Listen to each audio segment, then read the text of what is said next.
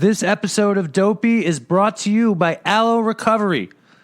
Aloe is located in sunny Southern California. Are you looking for a great rehab? Aloe is a great rehab.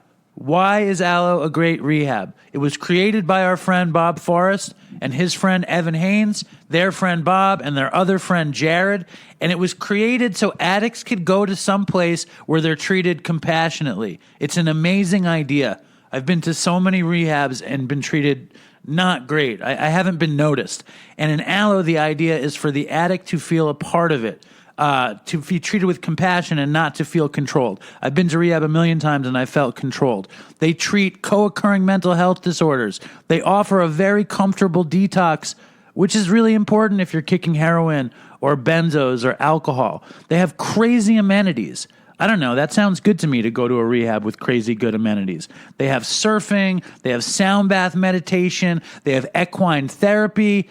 It's a beautiful place. If you're fucked and you're in sunny Southern California and you need help, I would go to Aloe. All right, all you fucking addicts and alcoholics out there who are single and looking to mingle, check out the Clean and Sober Love app, the dating app for people who choose this way of life. It was created by one addict helping another addict to date safely. So here's the reality. You got clean and sober. You got a new fucking life. And now you're ready to date. So where are you supposed to look?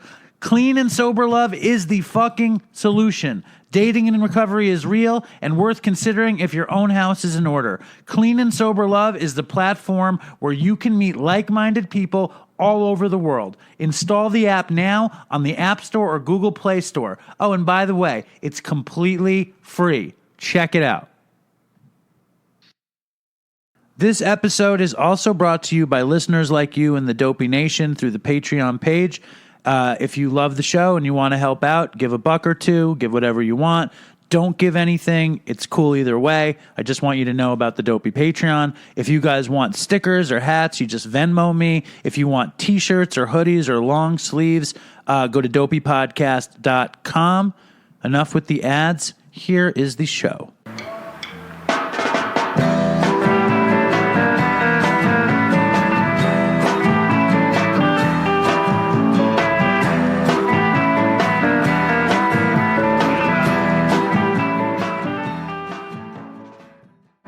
Hello and welcome to Dopey, the podcast about drugs, addiction, and dumb shit. And I'm Dave, and I'm in my father's kitchen in Manhattan. And on the phone, it's a pretty fucking big guest for us, to be honest with you. He's totally an addict in recovery, and he knows about drugs, addiction, and dumb shit. And his name is Jack Osborne. Welcome to the show. Hey, thank you. Thank you very much. Thanks for having me. It's a rare joy to have somebody as big time as you on our rinky dink show. So thank you. Oh man, if I'm big time for you guys, this must be a rinky dink show. That's what I'm saying. That's what I'm saying. But the cool thing is, you're the most big time guest. But no, thanks for having me. I appreciate it. And yes, I am very much in recovery. Yeah. Going story. No, but it's not. I think it's the most interesting thing to me about your addiction story is that you got clean so young, right? I did. Yeah, I got clean very young. I was 17. That's crazy. Yeah. So you're 33 now, correct? I am, yeah. So you got 16 years. See, I resent people like you. That's part of my story, that I resent young people who got clean, which might be crazy of me. Do you find a lot of like older people in recovery resent young people who get clean, or just really sick ones? I just think they kind of look at you like, oh, you're not really an addict then. Like that's even my dad has said to me, he's like, I don't think you're an addict. And I'm like, what? I'm like, okay. I mean, that's great. It's like how many ways can you disappoint your father when you're not even an addict to him? That's exactly. Fun. I can't even be a good enough addict for him. Well, that's amazing. Because I mean, like, forget about the fact that your father is Ozzy Osbourne. We're gonna put that on the side for now, but because we'll just say that your father is an addict and an alcoholic. You know? Yeah. So you came up in a family rife with addiction. When did you notice it as a kid? It was kind of one of those things where it was always like spoken about. It was always like, oh, you know, be careful. You know, you shouldn't do drugs, shouldn't drink. You're gonna end up like your father. Like that was what my mom would always. Jack, I lost you. Great things were. Hold on, Jack, I lost you for some. Now? Yeah, say that again. So your mother warned you. I would.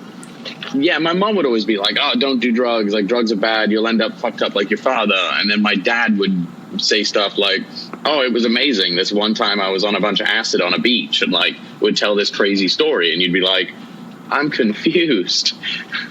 So, yeah, and then my dad would take me to meetings, and you know when he was doing, you know, actually taking care of himself, but it was more growing up. There was kind of more relapses than there was recovery.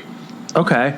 And so tell me about like the draw to alcohol and drugs when you're a little kid, because you were young. I mean, I didn't do drugs or drink till I was like a senior in high school.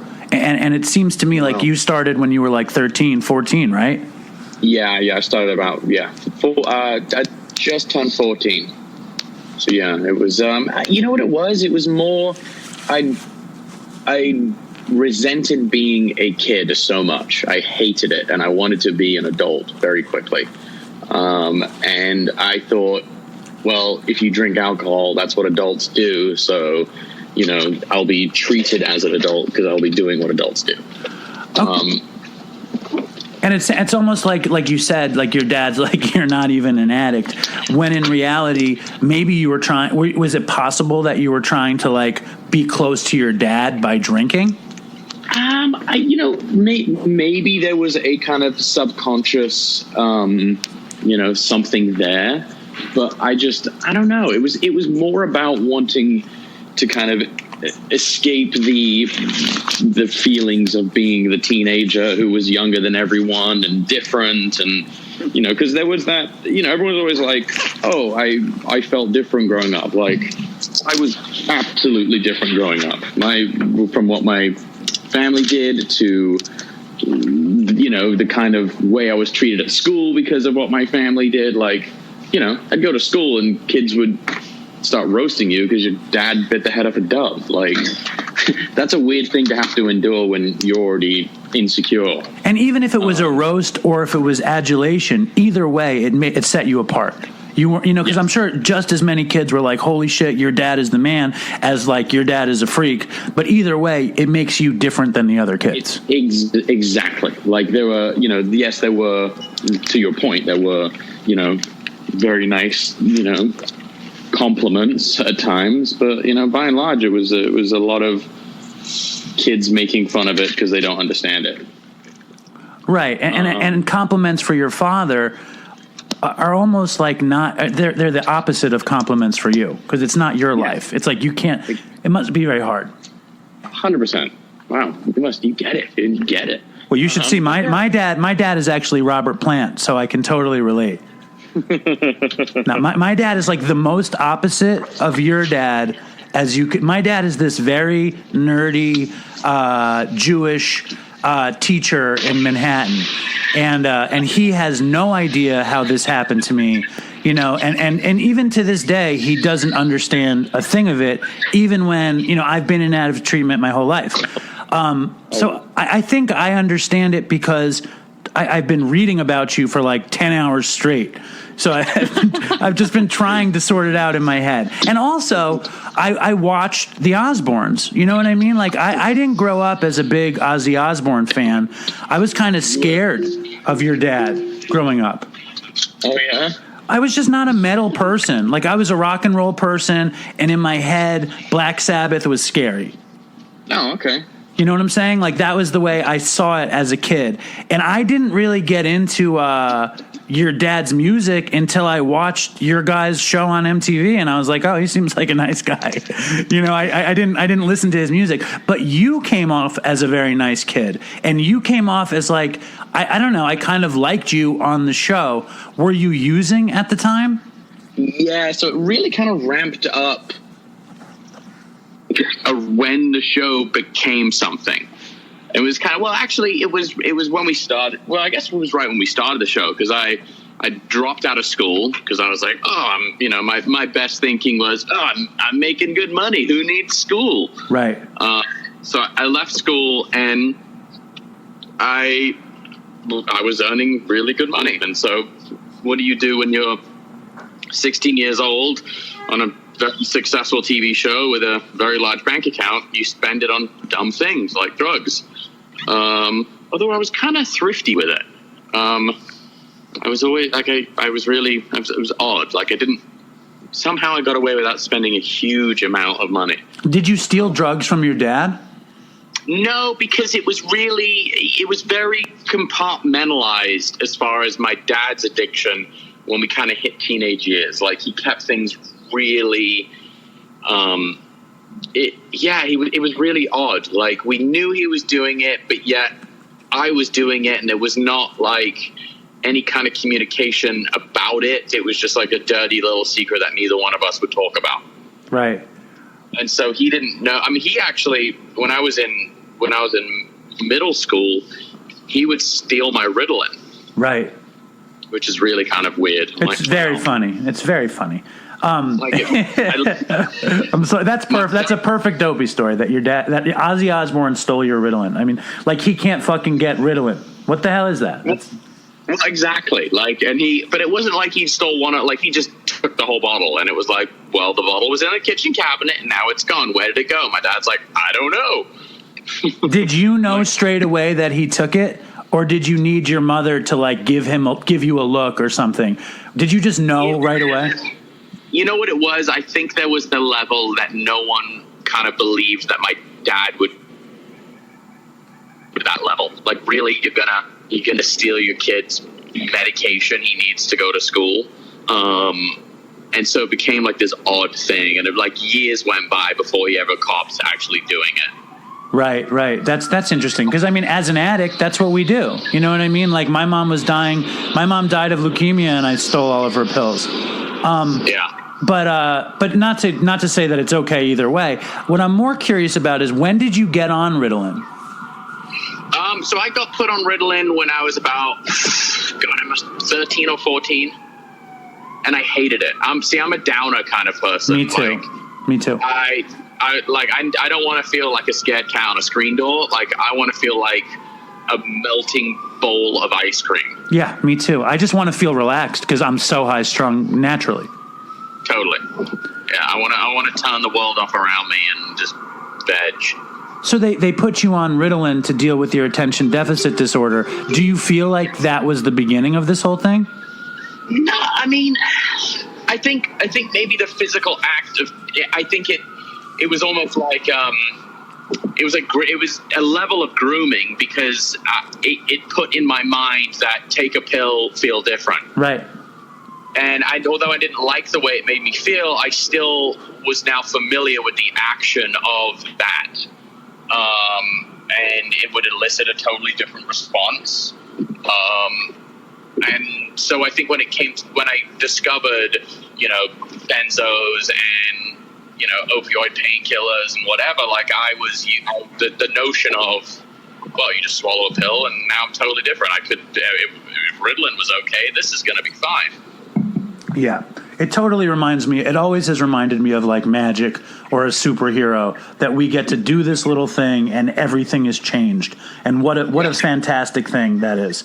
What I was going to ask though is, like, so you're a kid and your dad is an addict and you're on Ritalin. How did it get to benzos and opiates? Like what was the progression, and like how did you what changed inside of you? Just, I mean, I know it happens to all of us, or at least every addict, but I just want to hear your story. I mean, so I've been smoking pot and drinking, and at this point, the TV shows, like one of the biggest shows in the world. I mean, I'd be 16 years old, walking around New York City. This happened to me numerous times. I was getting dragged in from the street from people in bars and people buying me drinks. Right. And I'm like, dude, if I saw a 16-year-old in a bar drinking today, yeah, I would call the cops. I'd be like, this is fucked up. This is a problem. This is hugely illegal. So everything just kind of opened up to me. And, it's like, there's always that saying, oh, when you're famous, you can do whatever you want, this, that, and the other, da-da-da-da-da. I'm like, well, it is actually very true. I mean, you can get away with so much more, especially for the negative.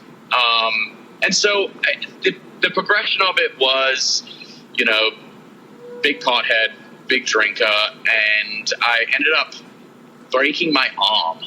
I was at the beach and I jumped off a pier and broke my arm, and they gave me like a bottle of Vicodin, and I was like, oh cool, I've got these now, let's hammer them and see what happens. And it was just like instantly on and popping, and I was like, okay, this is my thing now.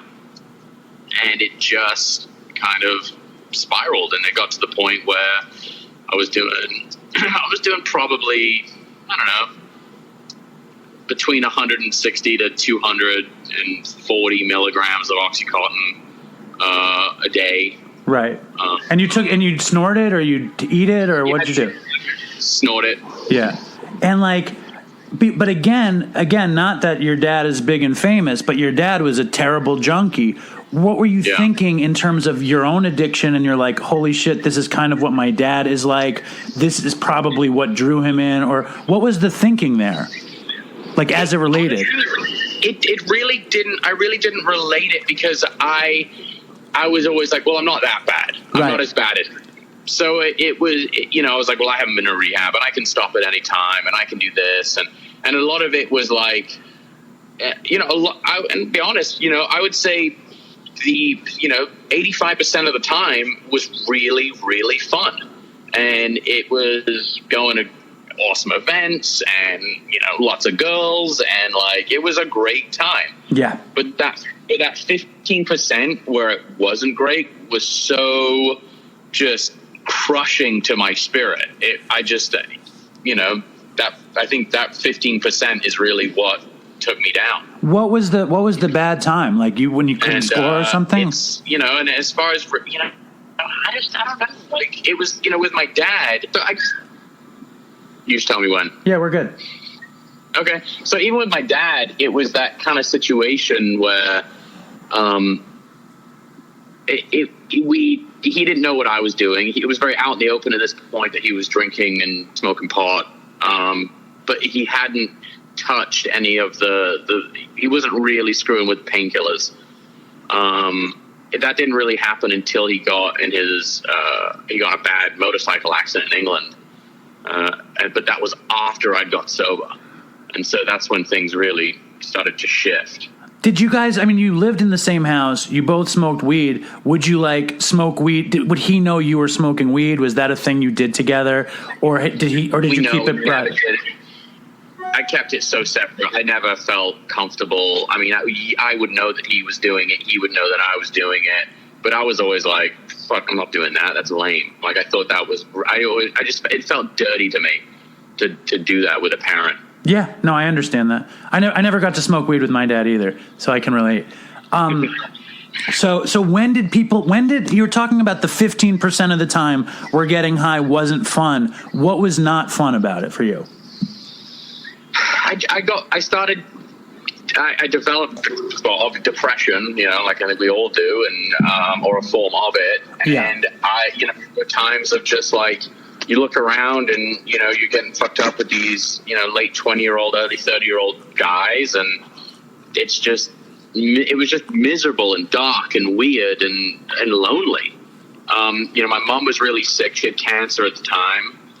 And it was, it wasn't easy for her or the family, because we were like, oh no, we're going to lose our mother.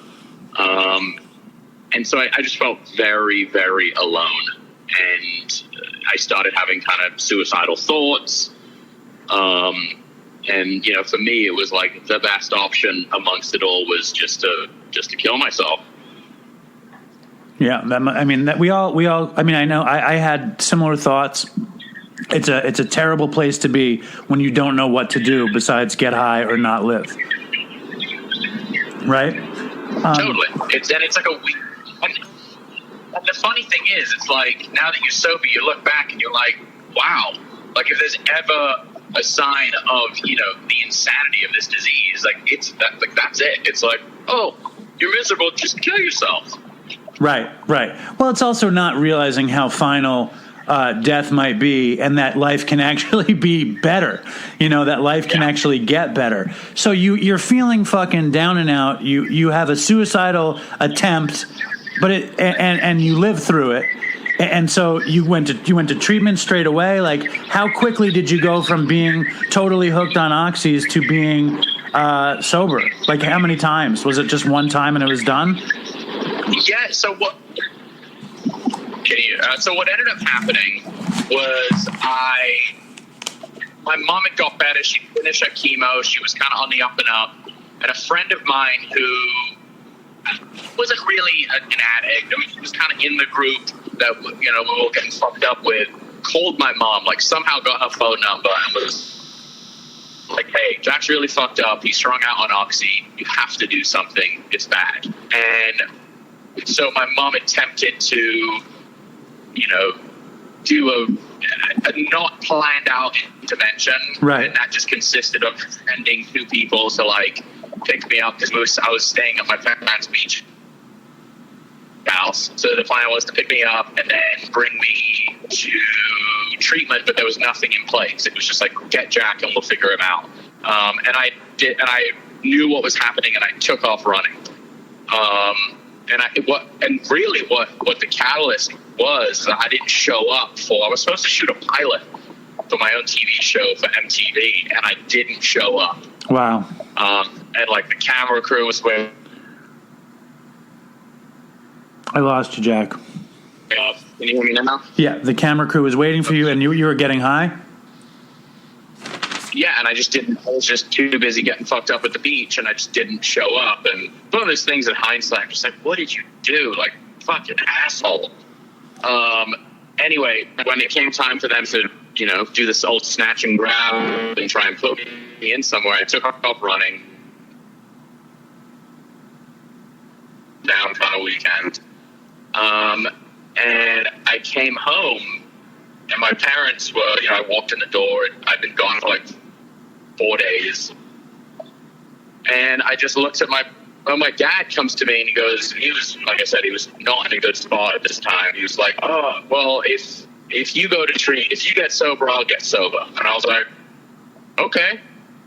And, I was like, all right, I'll go. And he was like, are you sure you want to do this? He thought you were going to back out. But I think probably deep down, it sounds to me like you were ready to be done, and the opportunity to get sober with your dad seems like an amazing opportunity. Well, totally. Because I think that maybe it was a lot of, and he'll acknowledge it too. We didn't have a huge amount. My dad was not the guy that coached the hockey team, and he wasn't the guy that was, super active in after school activities. And, my dad toured constantly. And so, the longest he ever was home not touring was, I think, only maybe 14 or 15 months. So of my entire childhood, that was the longest stretch of time I was with my dad without not seeing him. And so we didn't, I think now when I look back at it, I saw it as a way of us to do something together. It was also a way to save your father's life, and a way for you to be important to him in this really monumental way. Yes, from the now recovered mind, I see that, but in the moment it was, oh look, it's my dad wanting to do something with me.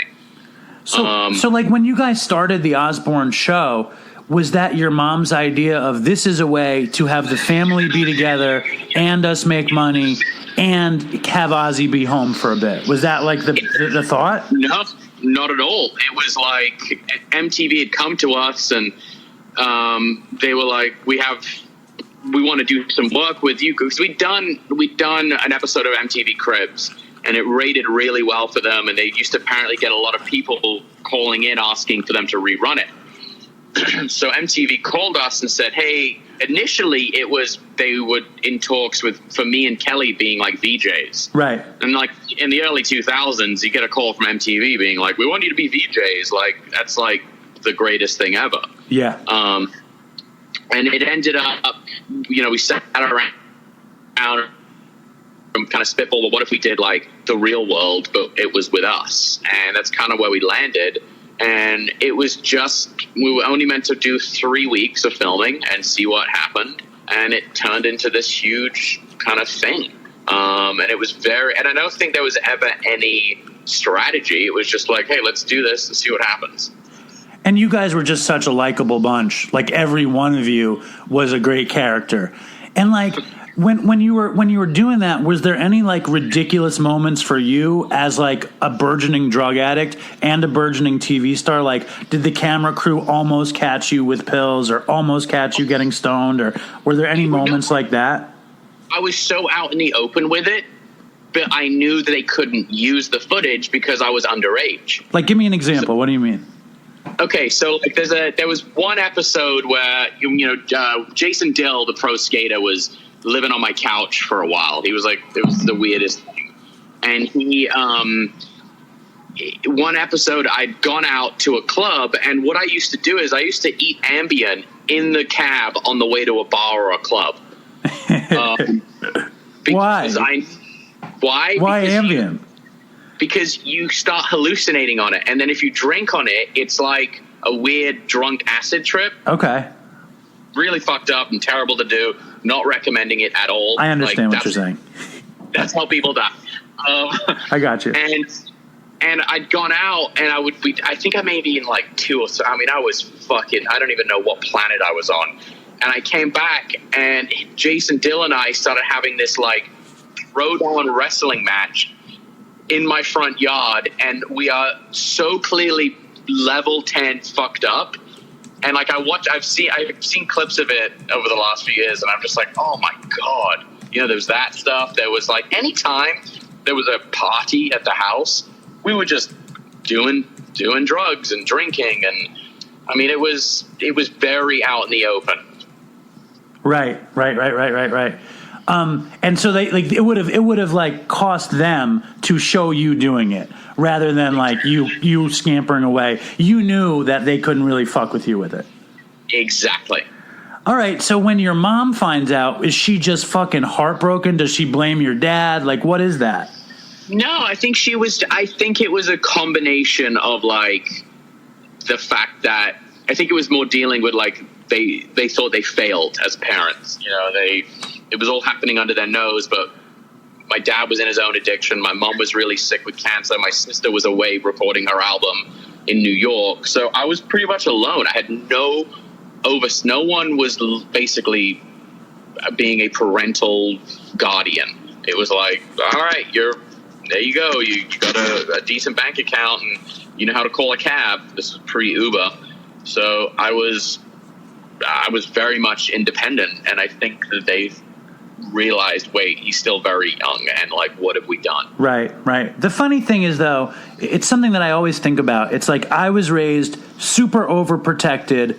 I would have loved no leash to do what I wanted to do, whatever, and I still became a fucking heroin addict. You're off and running, doing whatever you want, and you still became addicted to painkillers. Like, I feel like there is no rhyme or reason for this thing, why anybody falls in or how anybody gets out. What do you think about that? 100%. And and that's something I struggle with as a parent now. I've got 3 little girls, and yeah, I have 2 girls. So I can relate. Anyway, continue. And it's like you sit there and you're like, okay, how do I play this now? Like they're getting older. My 7-year-old is like, I was actually telling her recently, because she didn't know. She asked me like, why don't you drink? And I was kind of telling her why I don't drink, and that I had problems with drugs and alcohol. And how did it come up? How did it come up that she asked you that? I forgot. I think it was because I forgot what it. I don't even remember. Like, she asked me, like, it was about like alcohol in the house, and I mean, I have it in the house just for like when I have wine in case I have like friends over for dinner. Sure. But it was at her her mom and I are divorced, and so at her mom's house, her mom's she's the quintessential normie. She does what she wants, and it's no big deal. Yeah, my wife is kind of the same way. And so it's beer in the fridge, and I think it came up like, why is that, you don't have beers in your fridge, and why is that? That's a very observant 7-year-old, I have to say. She is. Yeah, that's awesome. And then what did you say? Did you say Daddy has a disease, or what did you say? Daddy breaks out in handcuffs. Daddy's disease is doing pushes in the parking lot while I'm hanging out. What did you say? I was like, Daddy Daddy gets addicted to drugs and alcohol, and I don't do it because bad things happen, and it's not like that for everyone. But it's best that I don't do it. Right. And she was like, oh, but, my plan for them is, I'm fortunate enough to obviously, have some kind of fund for my kids. And I'm going to tell them, like, if my thing is just don't do anything until you're 21. And, and I know that's a bit of a pipe dream, and like, if someone would have said that to me, but to me, if I'd have been incentivized not to, I think it may have worked. Really? You think it would have been different if they had said that? Jack, I'm losing you, and this is getting good. Oh shit, how about now? Can you hear me? Yeah. So you feel like if you're... Okay, I'm sorry. Again, I'm with you. No, I think if things had been incentivized differently, and I was also presented with actual, scientific information as to why it's better to wait until, you're 21, 22, because of the whole frontal lobe developing and the brain damage that can happen. And I mean, because I was reading, I think Dr. Drew was saying recently, I saw him and we were talking about the statistic of becoming an addict, if you drink after the age of 21 or 22, is like exponentially lower. That's fascinating. Yeah, it's something like 70 or 80%, less chance of becoming an addict if you don't expose yourself to, mind-altering substances till after 22. That's interesting. So but you can't really explain that to a kid. I mean, I never wanted to tell my daughter anything about it. And meanwhile, I have a podcast called Dopey. 2 of my friends died last summer, and she's like, what happened? What is your podcast about? And I was like, it's nothing. It's inappropriate. You can't listen to it. Like, I said that for like a year and a half. And then after my friends died last summer, I was like, the podcast is about drugs and probably why you shouldn't use them, and it killed my friends. And she said, well, Daddy, did you do drugs? And I said, yeah. And I was also not with her mother for years. It took me years to get my family back. And it was recovery that got my family back, obviously. And I had to explain that to her, but still, I'm not out. It's hard for me to try to explain the disease of addiction to my daughter. I figure I'm just waiting until she's a little bit like more sophisticated or whatever. And you're going to have to explain like how strong the genetics of addiction and alcoholism. I'm losing you now. Oh, really? Can you hear me? And now I can hear you. All right, good. You're going to have to explain how strong your genetics is, your lineage is with alcoholism and fucking addiction, right? Yeah, and that's absolutely. I mean, it's, but here's the screwed up thing. Like for me, when my dad would explain how, and he had this like legend about being so fucked up, I think now I'm kind of thinking about it. A part of my using was, well, I want to see if I'm that good. Right. And that's a recipe for disaster. And that was something else I wanted to talk to you about.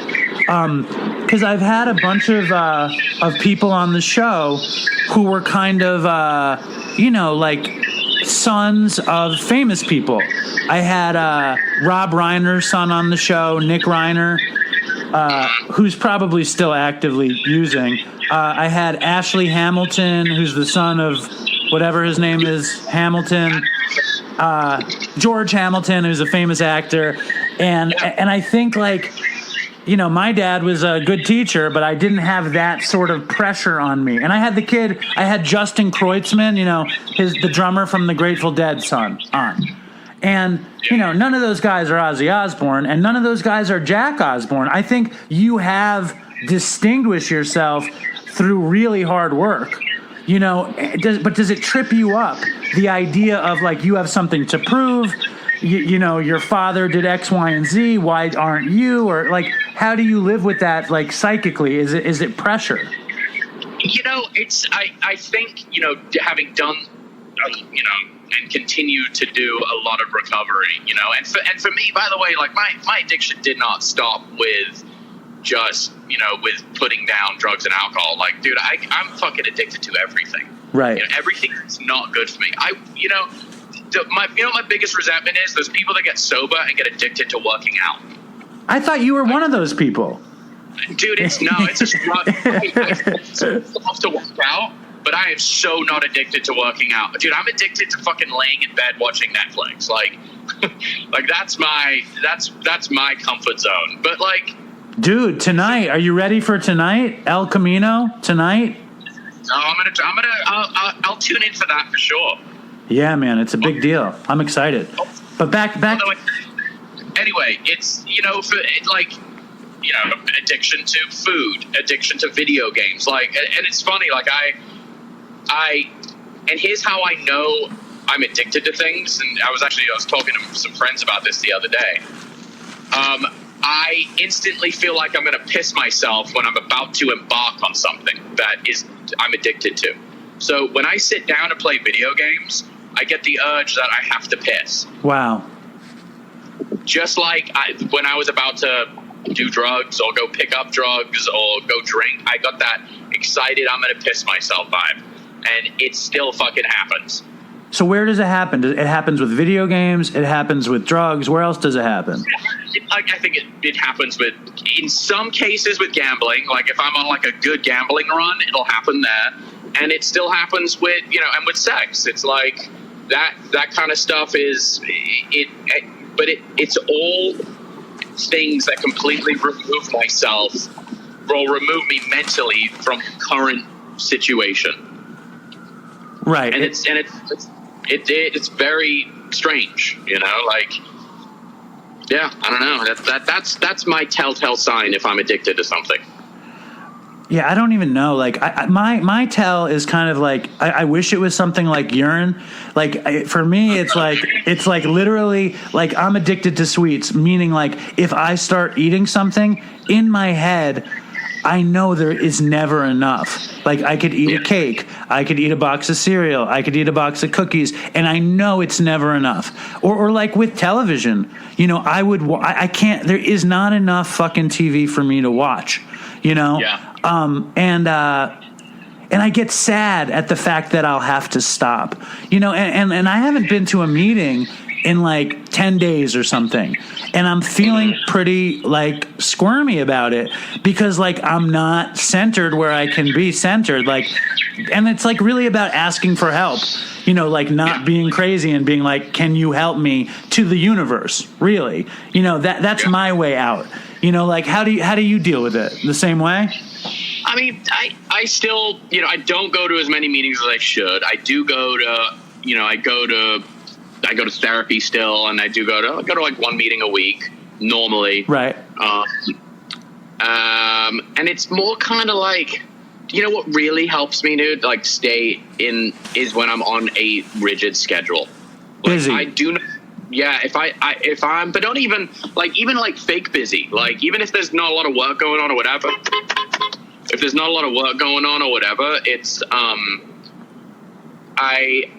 I will make myself busy. Like I'll be like, all right, I got to do this, I got to do that, I got to at least get up every day and do this. I mean, I think having kids has been one of the greatest tools of recovery for me. I feel the same way. Continue. They do better on a schedule, so I got to be on a schedule with them, and I'm up every morning getting them ready for school and all that. Yeah. But it's you know, the having a reason to get out of bed in the morning is the best medicine for me. And I know you were recently, or I don't know how recently, but you were diagnosed with multiple sclerosis, which seems like a big pain in the ass, and I'm sorry to hear that. So fuck, I was like, why the fuck did I get sober then? Right. Well, like, if I'm fucked anyway, like shit, like I fully had that moment. Of course, because you become triple fucked if you're using and have MS and you're not working out. I heard you talk about MS and how you deal with it in terms of like your physical regime and how you keep going. And it just reminded me of recovery. Did you look at it the same way when you got the diagnosis? Like, what was that like? Well, it's funny. Like one of the first people I called was this friend of mine he got sober super young as well, and he's in his probably late 40s, early 50s now, and I think he's got like 30 something years. Was it Corey Feldman? Yes, I called Corey Feldman. Okay, continue. No, and I called my friend John, and I was like, dude, I just got fucking diagnosed with MS. And he's one of these guys who's like one of those super salty, like, doesn't take shit, old-timery guys. And he was just like, well, are you okay? And I'm like, yeah. He's like, are you going to be okay tomorrow? And I'm like, yeah. And he's like, did you use? I'm like, no. And he's like, and stop fucking complaining about it. Right. And I was like, oh, okay. Right. And he's like, call me tomorrow. And I was like, okay. And that was that. Right. Super simple kind of thing. Keep it super simple. 100%. Like, stay present with it and fucking and keep it simple. And how often does it flare up? Like, what is that like, an MS flare up? I have been so freaking blessed that it's been since I discovered it and went on treatment and did some like crazy woogie boogie Germany stem cell treatment and stayed on my treatment plan here in America. Like, I haven't had a significant flare up in a long time. That's awesome. It's both good, but it's both good and bad, because it's that the further out you are from your last flare up, the closer you are to your next flare up, which is kind of a weird mindset to be in. Right, because you don't know when it's going to happen, or you feel a little bit too comfortable or too safe kind of thing, and then it can hit you like a fucking ton of bricks or something. Exactly. Right, I hear you.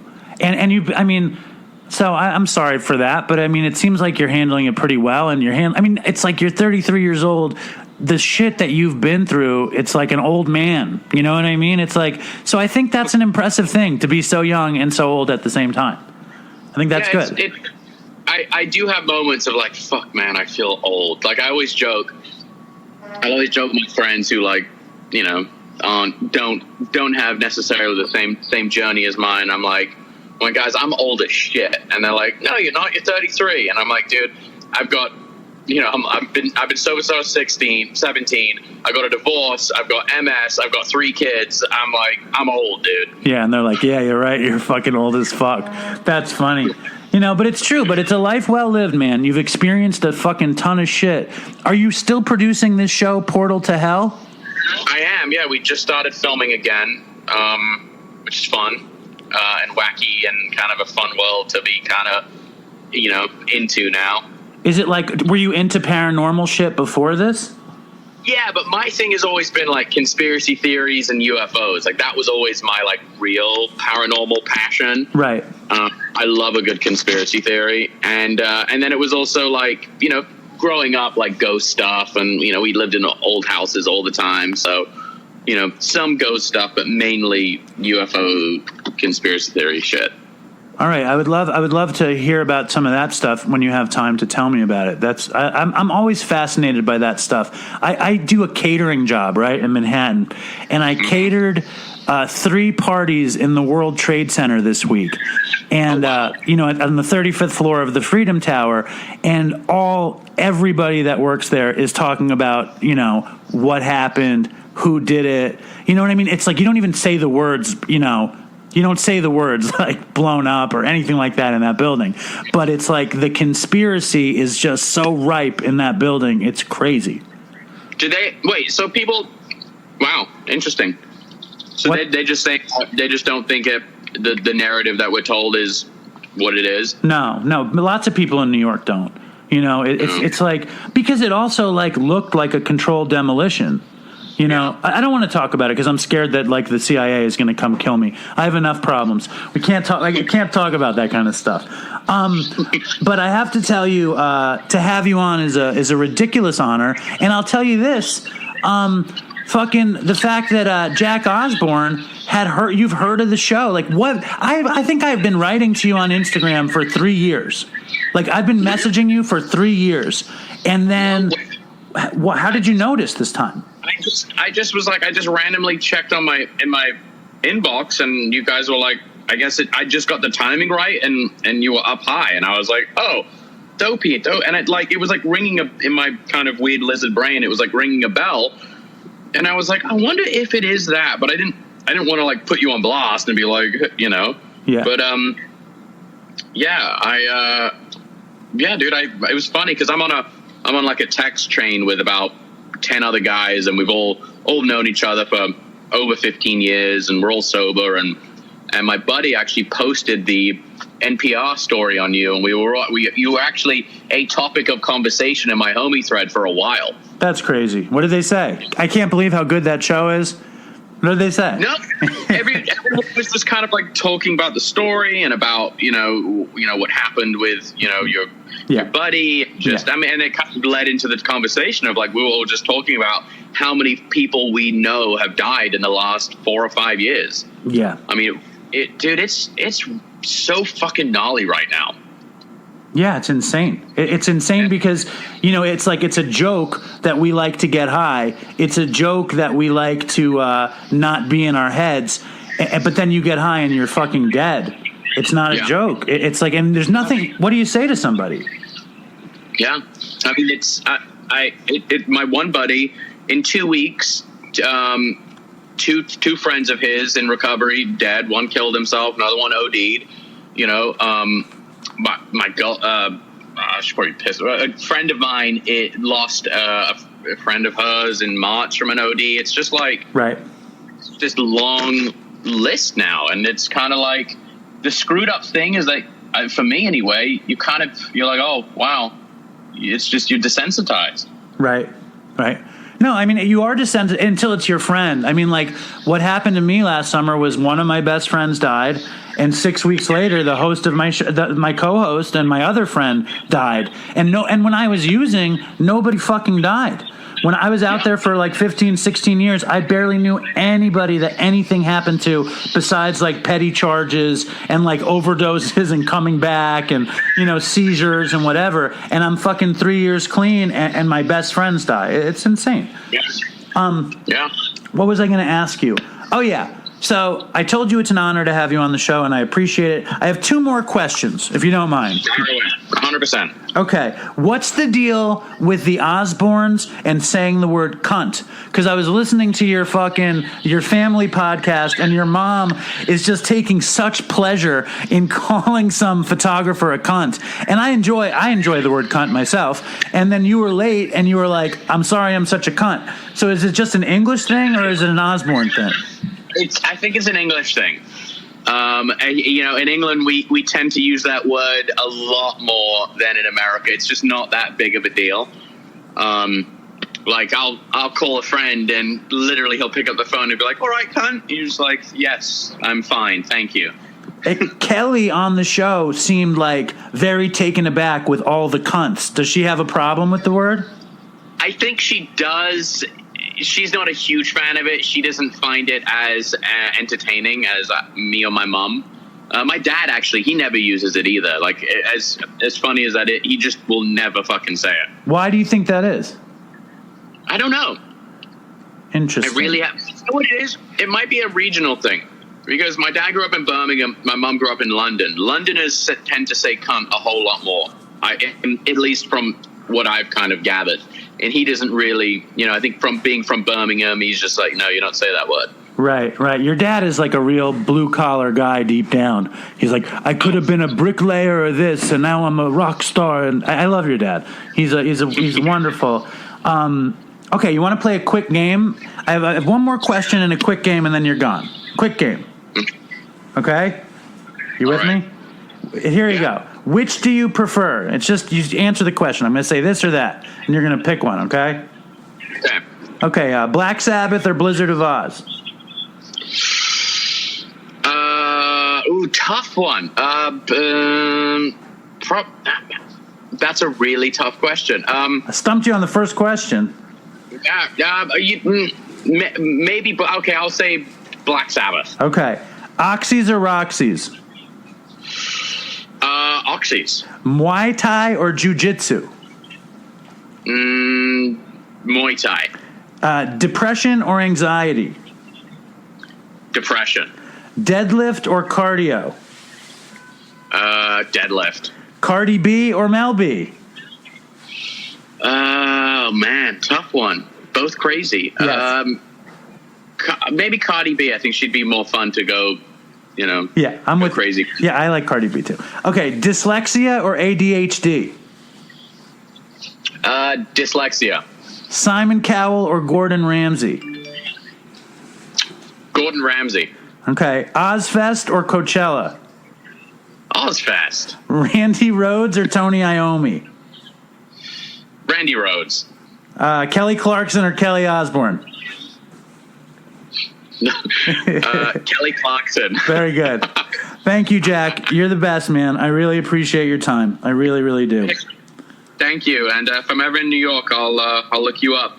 Oh, definitely. Please do. When you're in New York, let me know, and you come and sit down. We'll have a time of it. It'll be fun. Okay, you're on. All right. Thanks, man. Have a good one. You too. All right, later.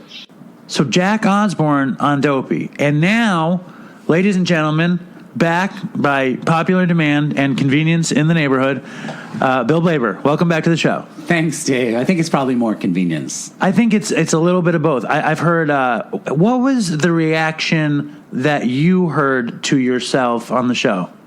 Okay, so friends and family. You let family listen to that? One person in my family listened to it, and they thought it was great. They said it was very you. They said they felt like it was just having a conversation with me, especially since we started the conversation with Madonna. And I have a Madonna update, but anyway, it's a big. What's the Madonna update? You met her?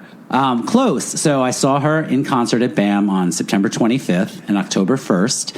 And on September 25th, I was in the orchestra. I was in row F. So what is that, 6 rows in? And at the very end of the show, she comes down off the stage and walks down the center aisle towards the back.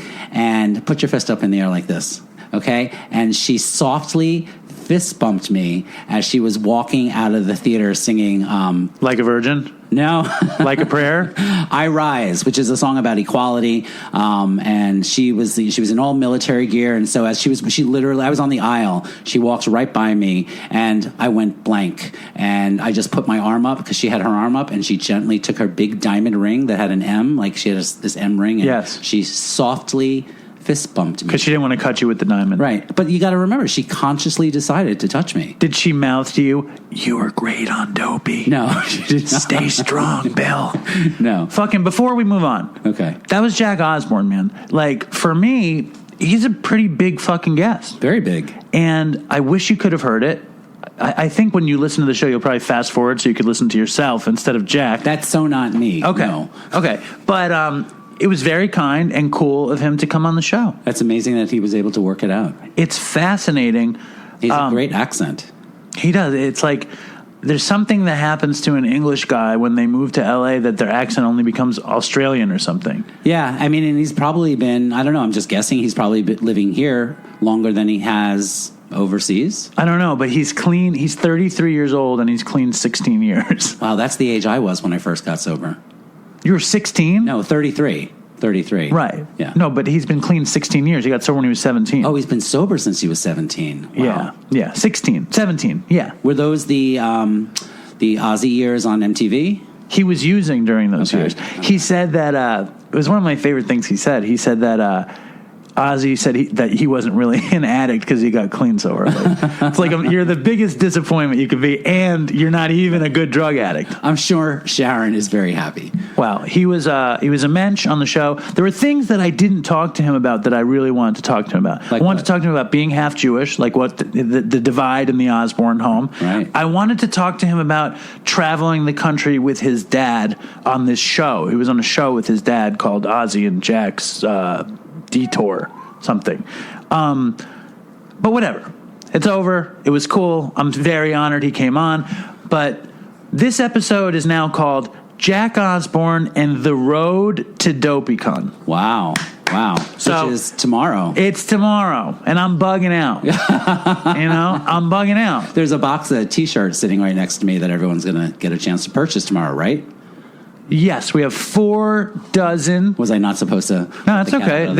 And I gave one to Bill because I'm incredibly generous. I'm like Santa Claus of Dopey, but only Bill is getting one for free. The rest of you guys are paying. Thanks, Dave. How much did I charge for them? Like $50 a piece? So you want to know how much the Madonna Yes, t-shirts how much? were? Yes. $45. That was what the Who's were. Oh, I thought the Who was more than that. They might have been, but the Who's were really nice. Yeah, hers were pretty nice too. They were way nicer than the DOPEYCON tees.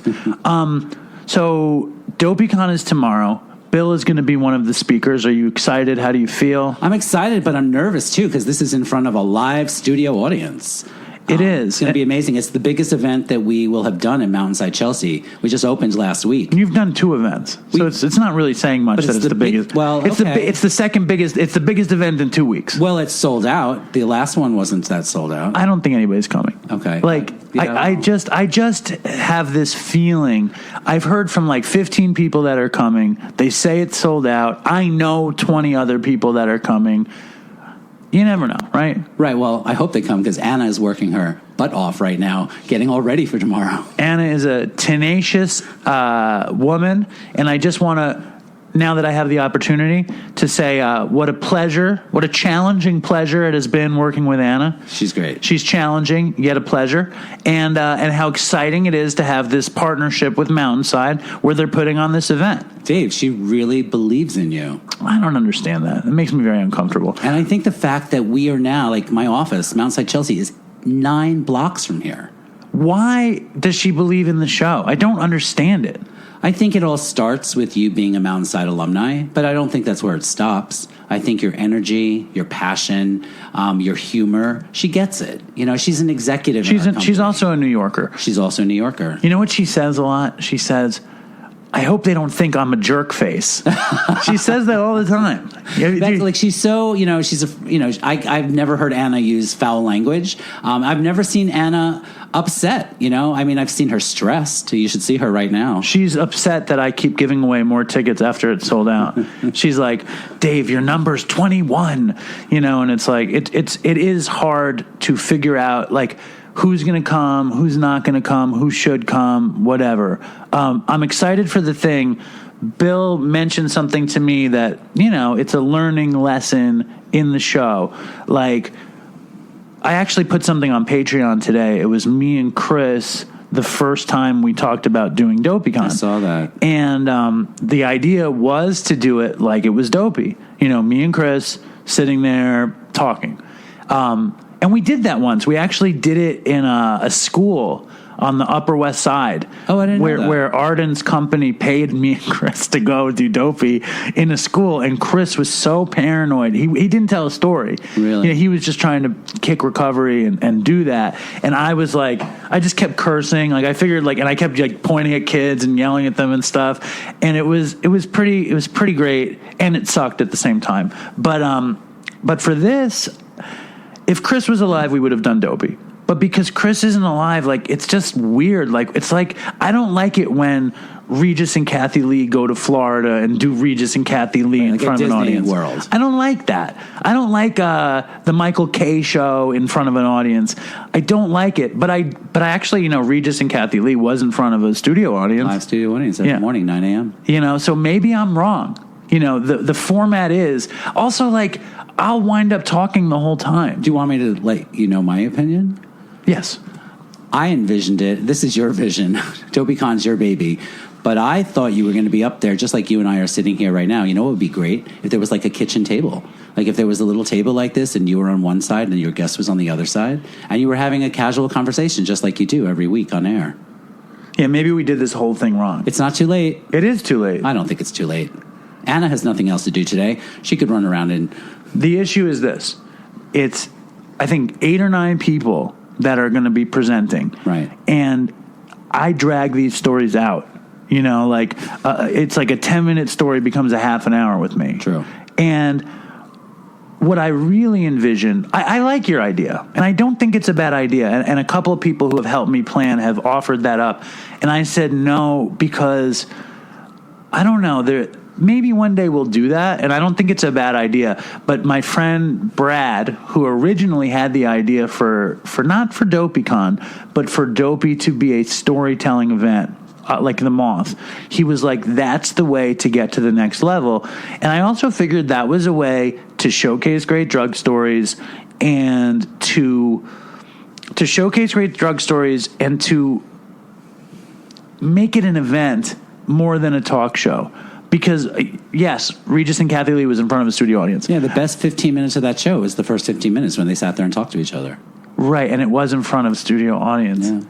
So you're thinking I did this wrong. I think you did it wrong. Fuck, but we're doing it tomorrow. Listen, I might be up there, and just be ready. I might call you up on stage with me. Are there 2 mics? I think there are going to be at least 2 mics.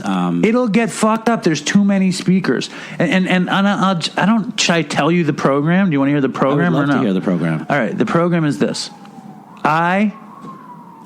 Somebody from Mountainside will introduce me. Oh, I think that might be Jessica. Jessica, finally. Yes, will introduce finally. me.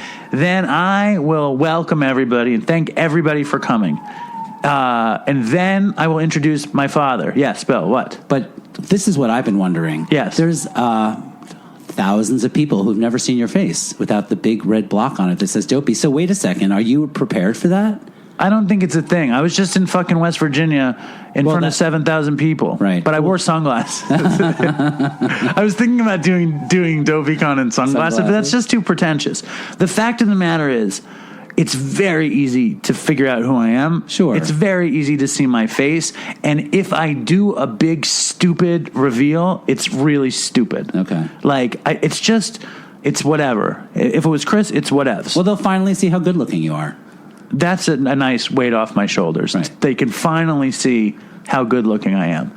I went to the dermatologist today. I had these white spots on my face. Skin looks better than mine does. Oh, will you stop it? Just stop it. Did you get Botox? There's not a line on your forehead. It's heroin preserved. That's the thing. But I had these weird white spots on my face, and Linda was certain it was calcium deposits. Oh, okay. But it turns out they were embedded whiteheads. Oh. And it was Dr. Hockman, Dr. Herb Hockman, who's a wonderful dermatologist. He actually grew up with my mom, so he doesn't charge me. He's like, oh, David, these look like milia, which are very substantial whiteheads. I said, well, what do we do? He said, I'll pop them. I was like, what? So he takes out a fucking knife and he just dug them out. So there, have you ever watched the YouTube videos That's of this? all I've been hearing about. Insane. That's all I've been hearing about. Oh, and once you start watching them, you can't stop. My mother-in-law, I heard, is really into it. And what it made me think about, I was walking home and I was thinking about, because it's like, first of all, I said, if I knew they were whiteheads, I would have taken care of that shit myself.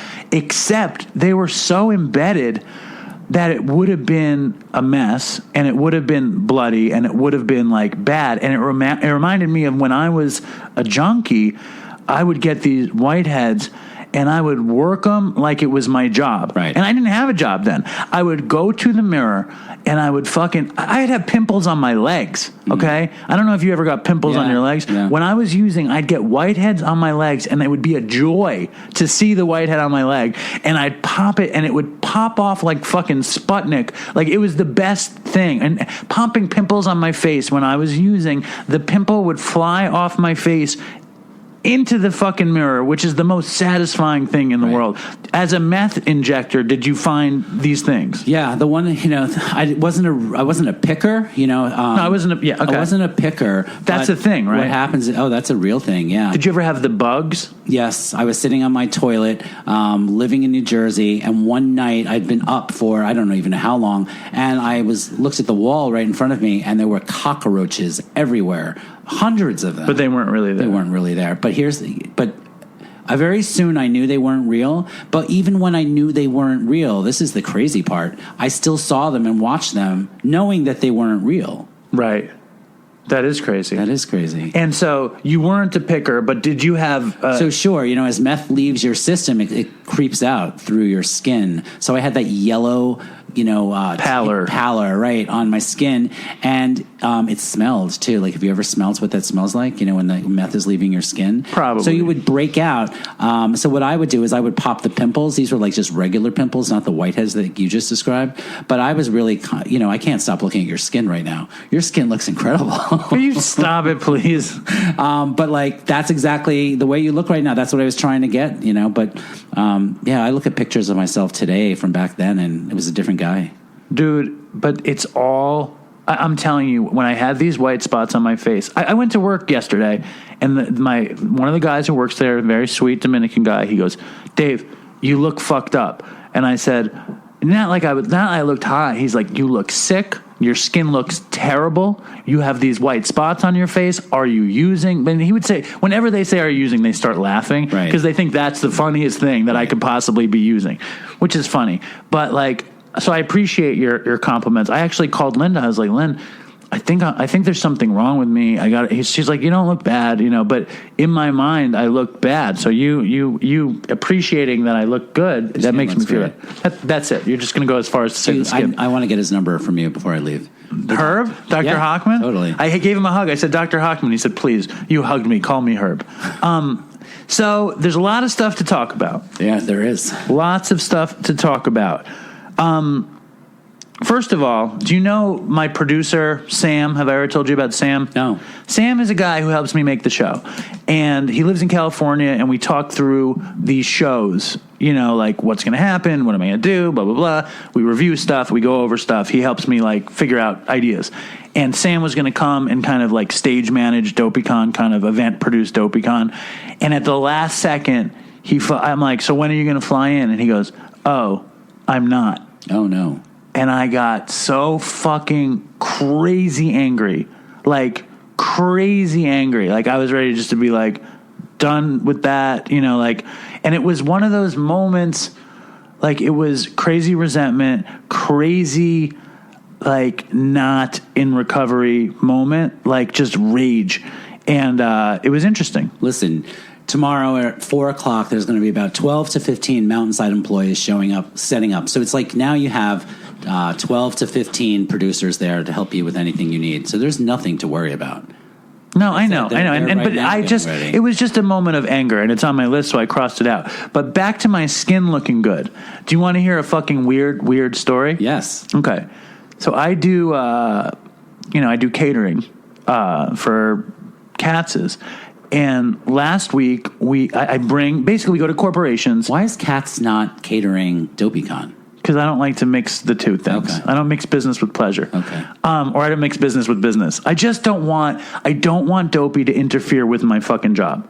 Like, I don't even talk, they don't even know about DOPEYCON. Right. I don't talk about it. I don't talk about anything about Dopey with them because I don't want anyone to infer, imply, suspect that Dopey comes before my job, because it doesn't. Right. I have a hierarchy. Listen, no one at Mountainside knows I'm here right now. I snuck out. Really? No, they know exactly where I am. But you're also pushing, there's an agenda. It's Mountainside and That's Dopey not work why like I'm this. here, Dave. I'm not here to push Mountainside. Mountainside and DOPEYCON have a thing. With Katz, I'm just scared, that they'll think that I'm putting Dopey before Katz's. And if you didn't know, my hierarchy in my family is, in my life, it's family, Katz's, Dopey. Okay. Because it might actually be Katz's, family, Dopey.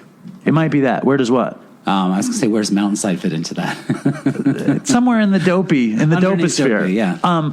So I go to this job for Katz, and we're going to cater at this corporation. And I've been there before. I love this place. They give you nice salads. They give you smoothies. They treat you nice. I love going there. Okay. And I'm friendly with all the employees. We've been there a few times. And I'm like a big mouth. I talk to everybody. And the woman next to me, her name is Ebony, and she makes like the best salads. And then the woman next to her is Charnette. And I hadn't met Charnette before. Some great names. Yeah. And me and my cutter are making the half sandwiches, whatever. And we pack everything up, and I give some of the employees a little bit of meat, whatever, like just a little bit, whatever, a little taste. And Charnette comes up to me and she says, "You know who you look like?" And I said, "Who, Charnette?" And in the past I've gotten some good and some bad. and she said, Freddy Krueger. And I said, fuck you, Charnette. I was like, what the fuck is that? She goes, no, not Freddy Krueger. Robert Englund. You look like the actor. And I was like, still, Charnette, that's fucked up. I was like, I got very upset. You do look like him. All right. Anyway, just relax. People used to say Sean Penn. They used to say Screech from Saved by the Bell. And now it's fucking Freddy Krueger. Yep. It's Freddy Krueger. And I'm just like, that's fucked up. You think I look like him? Now that you've said it, yeah, I totally see the resemblance. Ugh. Not Freddy Krueger, the actor, Robert. He's old, and it's like it does not make me feel good, and no one's ever said that. So I don't think about it too much. Although the meat cutter who's with me thought it's the funniest thing in the world that this woman thinks I look like Freddy Krueger and how upset I am, and I keep telling her like I'm going to haunt her and all this stuff. Don't go to sleep tonight, that kind of thing, and I don't think about it again. And then we go to a job at the World Trade Center. And this kid, his name is Yamin, and he says, me and him are getting along. Me and Yamin, we're going out to the thing, loading in all the meat. Going into the World Trade Center is a lot of fucking work, by the way. I can imagine. And With me a and lot of meat. Well, but it's just like fucking metal detectors and X-rays and all this stuff. And Yamin, me and him are getting along, and on the second day, he says, do you know who you look like? And I'm like, oh my God, shut the fuck up. I'm like, who? And he says Freddy Krueger. Wow. And it's like, they must have been some kind of Freddy Krueger thing on some channel for Halloween. Maybe. Where you see Robert Englund or something. But like, holy shit. Was this before you got your skin done today? Maybe that was part of it. I don't know. I didn't get my skin done. He scraped whiteheads off my fucking face. But isn't that crazy? That is crazy. What do you think? It hurts. It hurts me. Why? Well, do you think Robert Englund is particularly handsome? I think when he was younger, he was. When he was, how do you don't even know what he looked like? Sure, when he was I young. do. That's bullshit. That's bullshit. You got a dopey story? You want to read an email? Let's read an email. All right, here we go. You want to really a chance to do that last time I was here. I think this one's going to be funny. All right, now read a dopier one. Read the funny one first. Don't read the last name. Okay. Hey, Dave. I've been a fan of the show around a year now. Couldn't listen for a while as I got locked up in June until... Looks like half this email is cut off. What do you mean? Oh, fuck. All right, we're going to... okay. No, it's not okay. It's not okay at all. Here, say something like I didn't stop it. You gotta talk now. Okay. Well, let's see. You know what I want to talk about? Before I came over, I went up to the event space on the third floor where DOPEYCON's going to be. And stop me right now if you don't want me talking about this. No, why not? They're preparing the space. Yes. And this is called the Road to DOPEYCON. This is very there are a lot of images and photographs. And I turned around, and on the back-facing wall is this huge poster memorializing Chris and Todd. Yeah. And so, like, one half is Chris and one half is Todd. And I was just staring at this, and I was looking for you. I didn't realize what it was. And then on top it says in remembrance of. And it's so big. And there's all these pictures of Chris and of Todd. And so I started crying. It was just so emotional because I knew Chris. I didn't know Todd. I've heard Todd. But when was the last time you saw Chris in person? The last time I saw Chris would have been 2016. 2016. He came down. I don't know why he was here in New York, but he came down to Brooklyn, and he came to the place he used to manage, the Sober Living, and I was still there. And we checked in with each other. I think he came down to visit. I think he had a girlfriend. Didn't he still have a girlfriend in that area? Christina. Yeah. Yeah. Okay. So that's why he came down, and he stopped by, and we hung out like all afternoon. Yeah. He was there for a long time, actually. He knew a lot of the people who worked there. And so, like, they hadn't seen him in a while. And everybody loved Chris. Even, after he left, no one wanted Chris to leave. That when I started that job there, I had these big shoes to fill. You took his job, right? I took Chris's job, yeah. And it's funny because it was Joe Schrank who was his boss, and he said to me, Chris didn't have to leave. Right. Joe would have kept him there. Here, can you read it off the screen? Yeah, sure. Hold on. Did you listen to the Appalachian episode or no? No, not yet. All right, well, I've been too busy getting ready for DOPEYCON. Okay. Hey, Dave. I've been a fan of the show around a year now. Couldn't listen for a while as I got locked up in June until a few days ago. As it happens, I tuned back in this morning to hear Ray explaining his routine. While working as a chef in Georgia, money started to run low. Now, you have to understand that Ray's routine, because you didn't listen to it, but Ray's routine is that he washes his clothes on his body in the shower. That's how he does his laundry. Wow. All right. Okay. Does that disgust you? No. Okay. If you know, really, there's stories I could tell you which I don't think I could ever tell on here. So, Ray explaining his routine. While working as a chef in Georgia, money started to run low from moving to a new city. My truck began breaking down and whatever else at that time. For 3 months, I hopped in the shower, lathered up my chef's coat and clothes, rinsed, stripped, plugged up the bath, washed again, kicked the clothes around, jumped out, and waited 45 minutes to wring them out and hang dry. Provided you aren't sweating much, it's doable, but after a certain point, they should find their way to a machine for sure. It was an enjoyable experience, though. Steam out the room, get ripped, and listen to an album. Never occurred to me as strange. From an international perspective, plenty of cultures might consider that a laundromat, worth trading their sister for. You've done well with translating the humor aspect of the lifestyle to the inexperienced and maintaining the show's momentum through everything. Not saying it doesn't blow sometimes, but in the future... Wait, did he just say the show blows sometimes? No, he says, not saying it doesn't blow sometimes, but in the future... Oh, yeah, he did. Yeah. He did say the show blows sometimes. But in the future, I believe it will gain much more widespread value. Anyways, take a vacation, and I'll abscond to fill in. Jamie Lee Curtis was annoying as fuck. Fuck the police. And then, can I say his name? Maybe just his first name. Robert. See, I just like that he says that he's crazy. That's a classic Dopey fan right there. Thank you, sir. Thank you, Robert.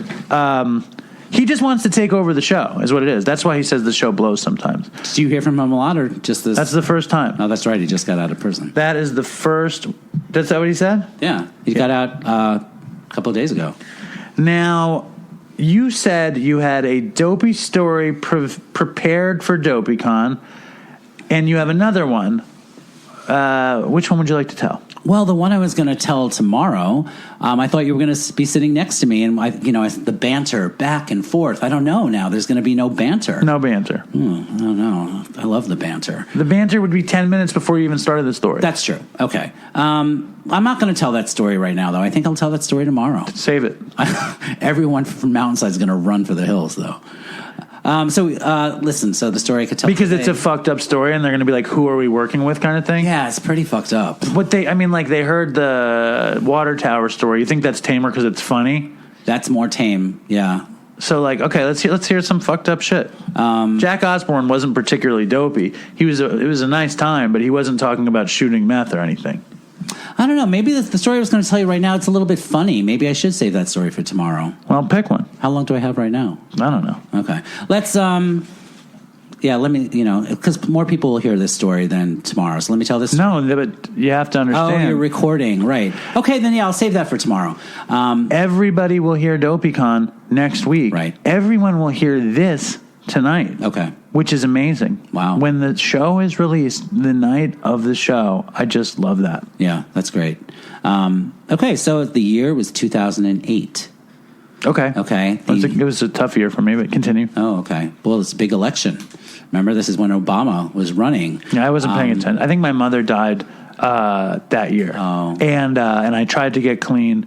And it was a big year. I moved back to New York from California. Maybe I should tell a different story. No, tell the story. Okay. So the night, actually, fast forward a little bit, election night, November of 2008, I didn't vote. I was living in Atlanta at the time, and I was laid out on my couch, high out of my mind. And I heard people running down the hallway of my apartment building, Obama won, Obama won. So that's how I found out he won the election.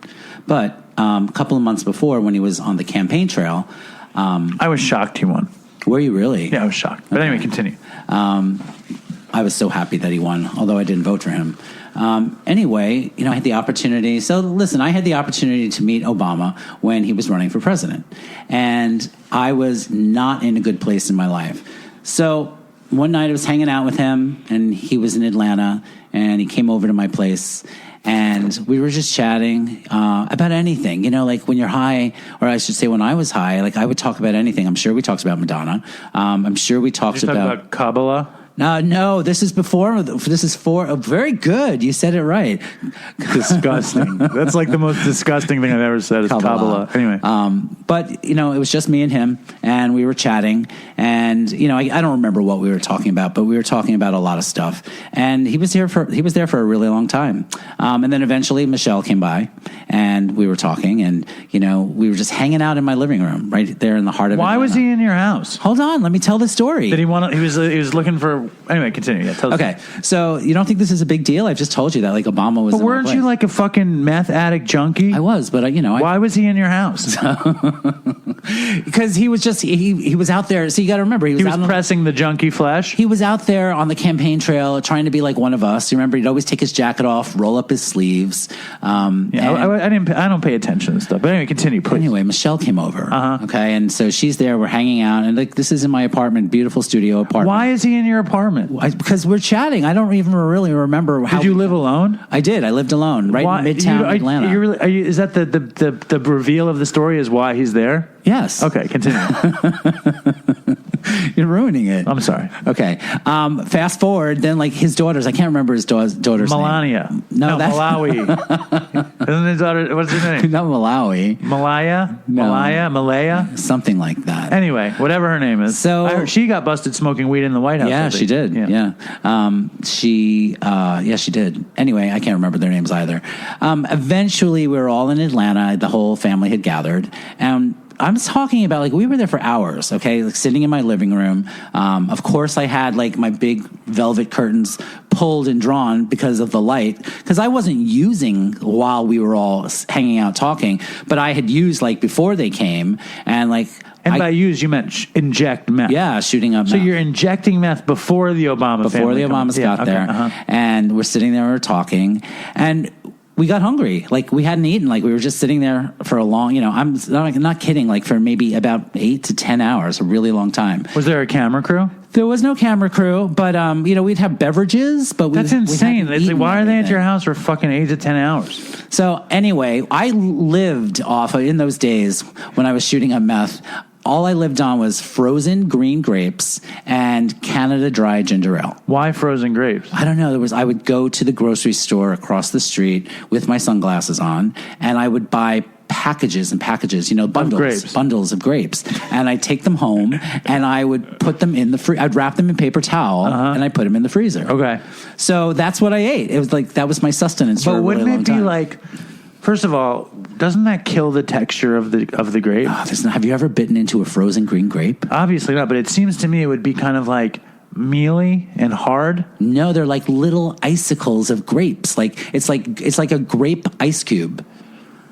But it's not going to crunch like an ice cube crunches. It's gonna be pulpy, and it's not gonna be a clean break. It's slushy, you know. It's a little slushy, sort of. Do you still eat them, or does it totally take you back to the meth? No, I don't eat them today, but they were a big part of my early recovery because that's what I knew.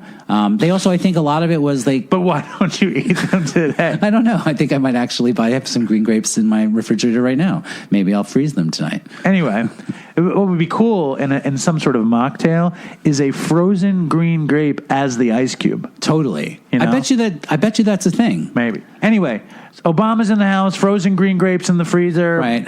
Michelle's there too. Yes, the kid, Melania. Anyway, starving. And I had, for some reason, because like I just said, I was really living off of frozen green grapes, but I had chicken cordon bleu in the refrigerator. Yes. And I had, you know, all pre-prepared, you know, that I got in like, you know, the refrigerator section at the butcher shop. And I was like, would you guys like some chicken? And so they were like, yeah. I was like, okay, awesome. So I had one of those kitchens that overlooks the living room, right? Like, you know, there was no wall. You could stand in the kitchen and cook and prepare food and still talk to everybody who was sitting around.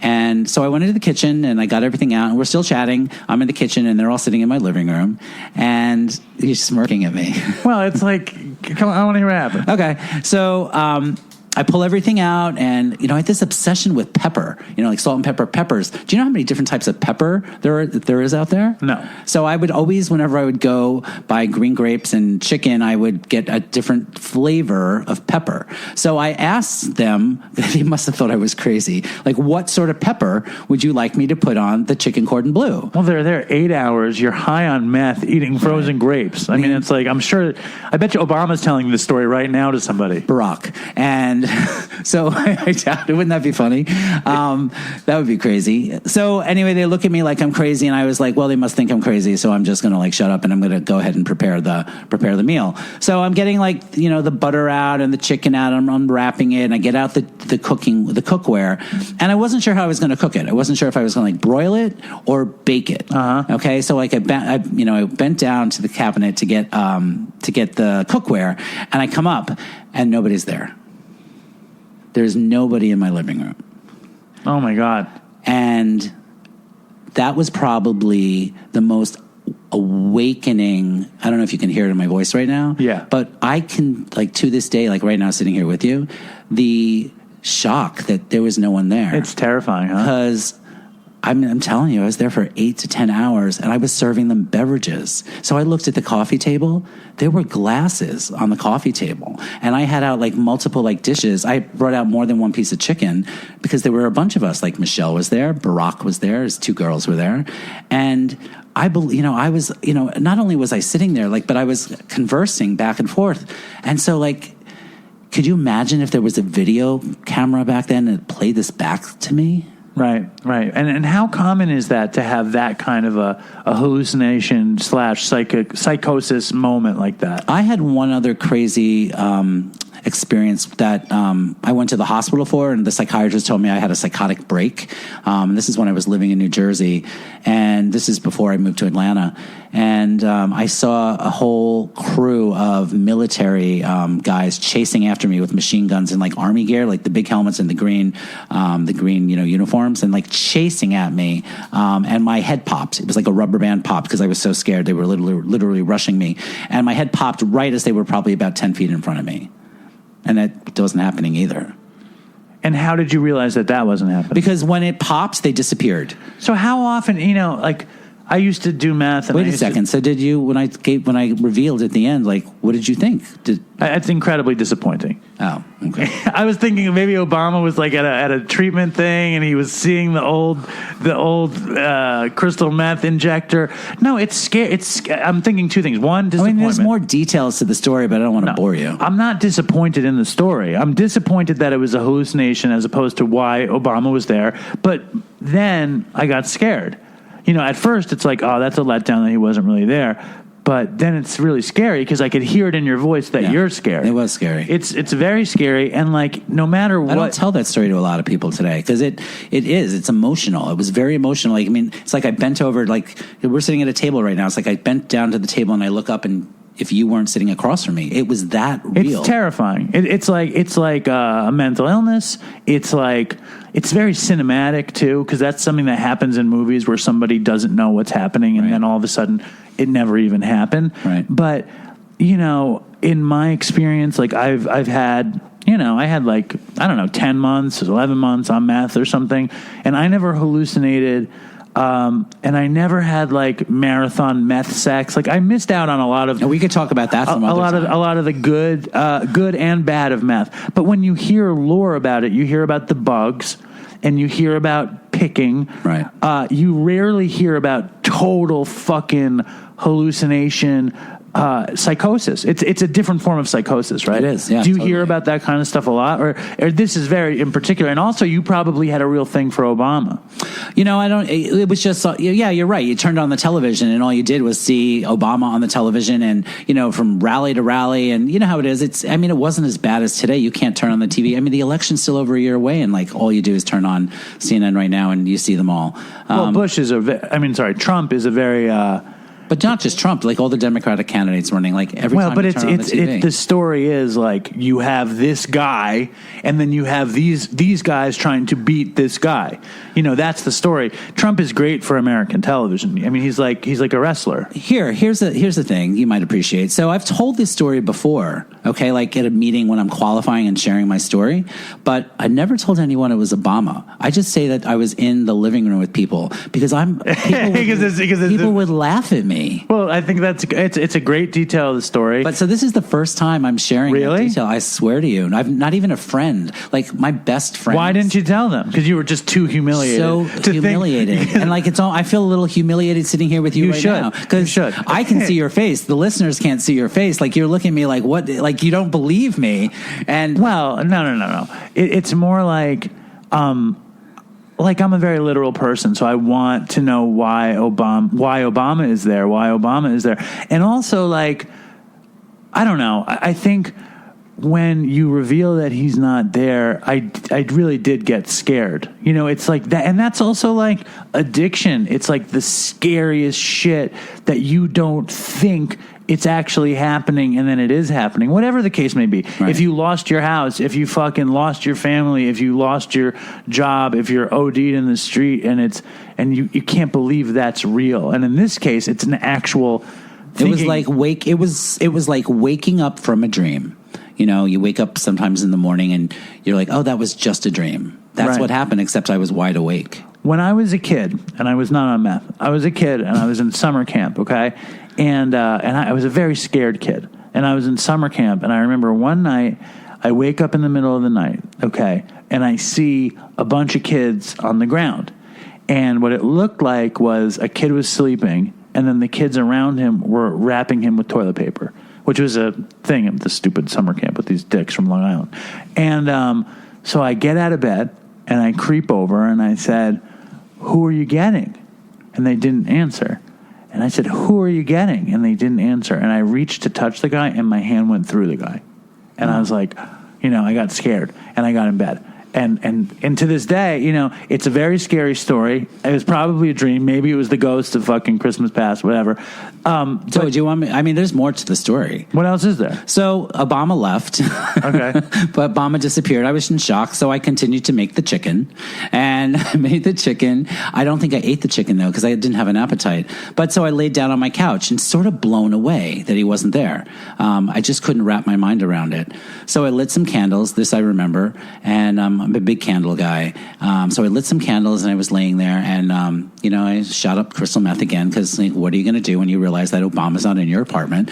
You got to get high. Best way to cope with that is to get high. Yeah. So I got high and then the voices started. No hallucinations, but I started to hear voices calling me out into the hallway of my apartment building. This is a very scary story. So in Atlanta, like there was, basically my apartment building was like a city block and they had these hallways. What are they called? Like these, they weren't outdoor hallways, but, like they're indoors, these hallways, and they wrap around the building. So these voices were calling me outside. So I was scared because of what happened a little bit earlier, but I got up and I had very little clothes on and I went to the door, but the voices were scary. I couldn't see them and they were saying, come out, come out. And so this is post AOL water tower story. Right. Okay. So my addiction got darker and darker. So I was always out there looking for Satan.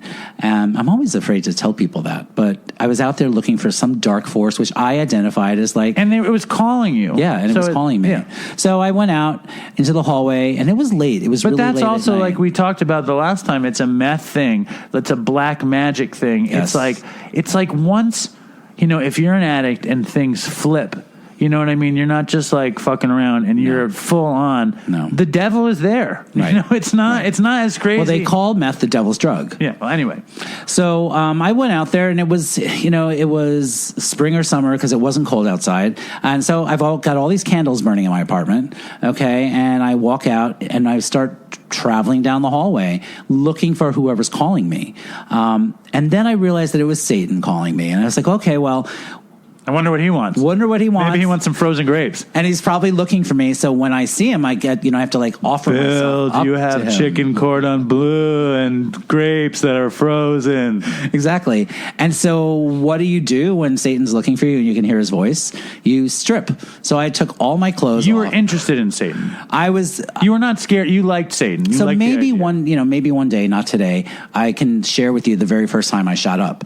And the very first time I shot up meth was around these guys who worship Satan. So I believe that, when you get high like that for the very first time, that was the best it ever was, right? The first time I got shot up, I fell to the floor and I finally said out loud to the guy who shot me up, I finally get it. And I said, I just want to be a junkie. Like I said, this is all I want for me. And those are the words I said. I finally get it. I just want to be a junkie. Isn't it so funny though? Like, I had something similar happen to me, but it's like you equate that with the Bill W. I have arrived. And do you think like Bill W. and Dr. Bob were thinking that could compare it to some guy getting shot up with crystal meth and decides I have arrived? Like it's just so funny that it's the same thing, right?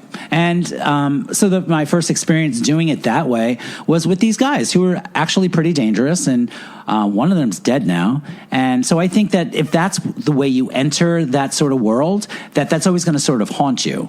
Because after I shot up with them, years earlier, I was always looking for that. So like they say, we're always searching for that initial high. So I was always searching for like the feeling that I had in that moment. And so I think that's one of the reasons why my use got really dark. And I found, and here's the crazy thing, like, you hear me saying, oh, I'm looking for Satan.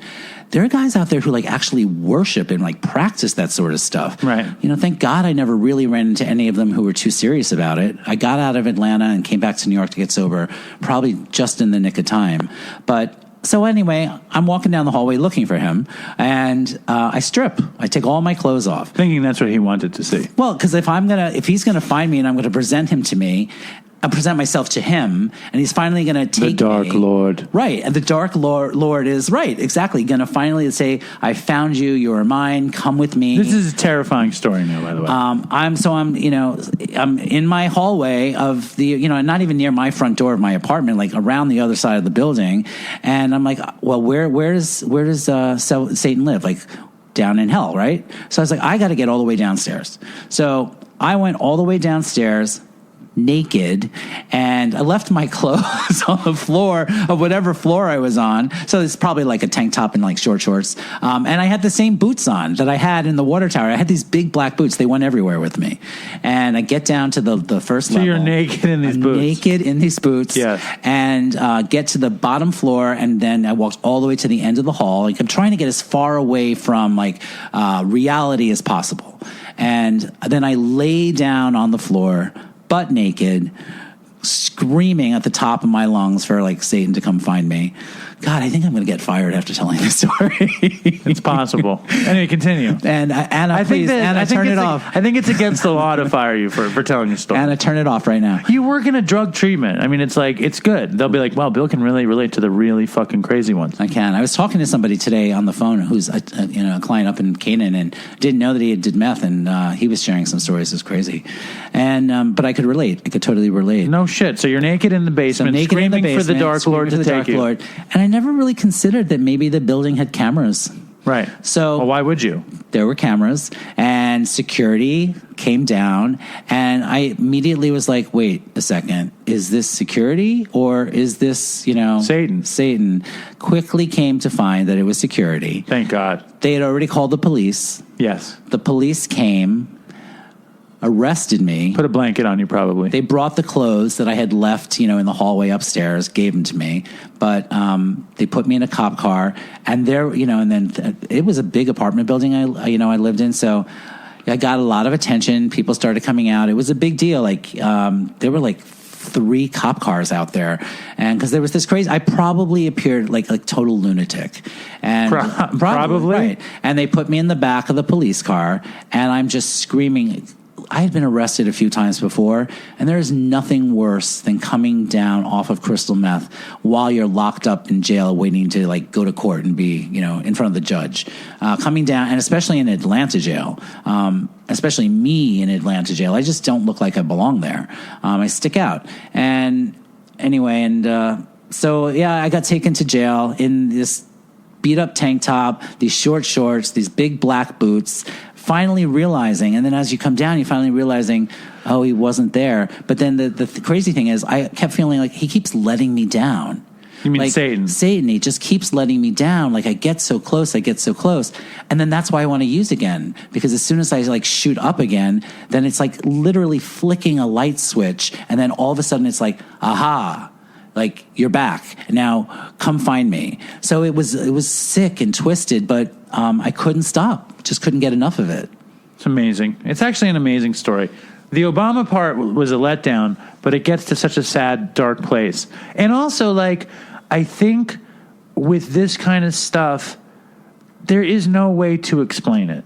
You know what I mean? Like, it turns something on in you that you still can't really comprehend. Right. You know what I mean? Like, can you? Like, what was the draw? Like, what was really the draw of potentially being with Satan? So I can tell you, I today I know, I grew up as a gay kid on Long Island, afraid to tell anybody, right? In an amazing family. I mean, my family was amazing. It has nothing to do with my drug You don't use. have to defend your family right now just because they're listening to this terrible story about very religious. Yes. And so, like we grew up Catholic and like you have Jesus Christ, and I went to religion class, and in the religion books, like you'd see him on the cross on one page, and then on the next page you'd see like this fiery illustration of hell with Satan there. And so, you get the messaging back then that, being gay is bad. So and being on meth is bad.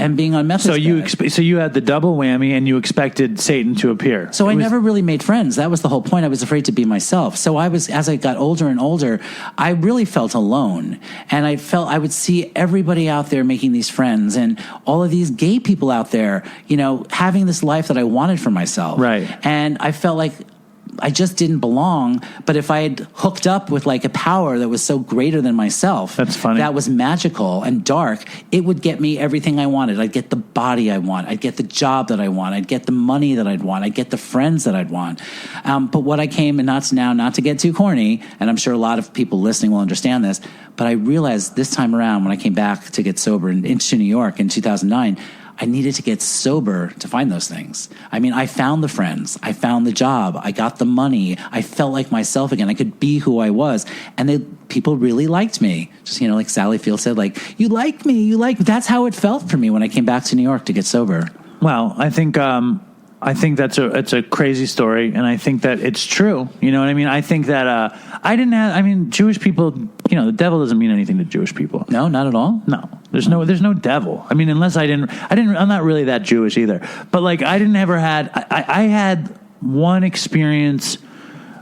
It was with a friend of mine who would talk about the devil. Like he grew up not Catholic, but he would talk about the devil, and he was really obsessed with conspiracy theories and rock and roll mythology, like when Robert Johnson made his deal with the devil at the crossroads, or that Jimmy Page did, or that Whitney Houston was actually a satanic worshiper. No, she was a sacrifice to Satan. Was this crazy fucking out there shit. Yeah, I ran into people like that who were looking to sacrifice people and sacrifice things to get closer to whatever dark power there was, so that they could get those things that they really thought they desired. I was getting high, and I was living on the Lower East Side, and I was talking a bunch to my friend, and I had a lot of ambition, and I wanted a lot of stuff. And I had this moment, and I'm embarrassed to say this. Hey, I just humiliated myself. Okay, I'm gonna join you for a second. I had a moment where I believed that if I wanted to see the devil, I could have done it in that apartment, getting high on heroin. And I believed that if I had sat down and I really wanted the devil to come, he could have come. You know what I'm saying? I had that feeling, and it was. And my poor father listening to this. And I also had the feeling that if I wanted him to come, he would have come, and he would have given me anything I wanted. That's absolutely what I'm talking about. And I believed it, but I was too scared, and I didn't ask him to come. Yeah. You know what I mean? I just kept shooting dope and watching. Well, I think that was when Game of Thrones had started on TV. So rather than actually have the devil come, I just winter was coming instead. Yeah, I mean, I'm so glad you get it, because I'll talk to look, I've got a lot of friends who are getting sober off of crystal meth, but their story isn't as dark as mine, and it didn't involve like devil worship. It's bizarre that I get it, and it's embarrassing that I get it because right? I'm not that type of person. It just was this weird thing where my friend was talking to me about this kind of stuff, and it occurred to me that there was, I don't know why, but it occurred to me there was another way to get what I wanted, which is a fucking weird thought now. You know what I mean? Right. I'm going to read another email. I don't know if I should read an email or play the voicemail, but I think we're just going to not play a voicemail this episode. That's fucking 2 episodes in a row without a voicemail. Oh, no. But it's almost 3. You got to go. I'm going to read the email, and then we're going to go. And the devil, please stay away. Can I tell you something I learned when I was studying Kabbalah? Really, yes. I swear it'll take 20 seconds. Yes. So Satan, so there is Jewish Satan? Sure. So it's called Satan, and it translates into... I think that's tofu. Isn't it? It translates into the opponent. That the Satan, Satan, is your opponent. What is the tofu called? That makes a lot of sense. I don't know. I don't eat tofu. It's Satan. Is it really Satan? Yeah. Okay. I think. So, Dopey Nation, if you know what this tofu thing is, and if you have a problem with all this devil talk, please send in an email to dopeypodcast@gmail.com. Excellent. So I learned in sobriety that Satan actually means the opponent, which makes a lot of sense, right? Like it's that darkness in your life fighting against you. How often are you up against the devil these days? The devil doesn't really play a big part in my life today. I've worked through all that. Madonna has a song called "The Devil Wouldn't Recognize Me," and that's really the way I see it today. Like I've worked so hard to get sober, the devil wouldn't recognize me today. Did she play Borderline? She didn't? No, that's bullshit, man. No. Did she play fucking Lucky Star? No. What's the point of seeing Madonna and not hearing Borderline or Lucky Star? I think that's probably next because she's 61. She actually canceled this past Monday's show because she has a pretty serious knee injury. Can I just say something? Yeah. That's fucking bullshit. That's going to be the next tour. The next tour is going to be, I don't want to say a greatest hits tour, but it's going to be what everybody wants to hear. Because let's face it, I don't know how much longer she's going to be touring. I can't even believe I said that, but I don't know how much longer she's going to tour. What? Did she play Like a Virgin? She did not. Are you fucking kidding me? It's primarily centered around Madam X, her new project. That's fucking bullshit. She did Vogue. You know Vogue, right? I can live without Vogue. She did a snippet of Papa Don't Preach. How much? She just a snippet, and this time instead of saying "I'm keeping my baby," the song "I'm keeping my baby." So now she says "I'm not keeping my baby" and tries to make a statement that about women being able to decide what they're going to do with their own bodies. Listen, speaking of making a deal with the devil, I'm sure Madonna is listening to this show. Madonna, you got to play fucking Borderline. When I used to go to rehab, and every time I'd ever be in rehab, and we would travel in the bus. And, the vehicle that gets you from the rehab, buggy. Whatever, yeah. Right. And they would play, they play the radio and Borderline would come on and I would just be this loudmouth and I would be singing Borderline and I'd always sing it to the girls and I'd be like, this is your theme song because they're all Borderline. I love that. Anyway, I'm going to read this email and we're going to be done. I didn't talk about half this stuff because of the fucking devil made me do it.